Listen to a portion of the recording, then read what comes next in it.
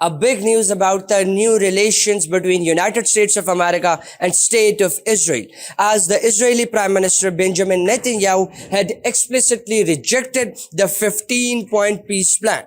The same 15-point peace plan which was made under Gaza peace vote and was presented by President Donald J. Trump himself in order to ensure smooth disarmament of Hamas on one hand and a simultaneous withdrawal of Israeli troops from Gaza Strip on the other hand. But now it has been explicitly and clearly rejected by the Israeli Prime Minister and by his close allies in the cabinet. And he had said that this 15-point peace plan or its implementation would be totally contingent on the full disarmament of Hamas first. This new development or new response made by the Israeli Prime Minister was influenced by two main reasons.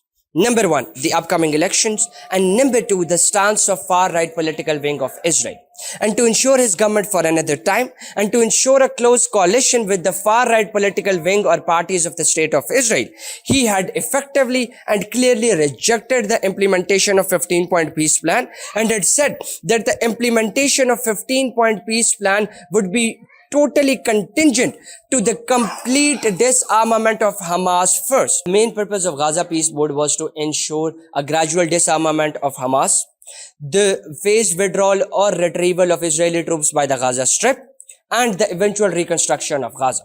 According to the official sources, Hamas was confided in and they had agreed to the 15-point peace plan which was presented by Donald J. Trump.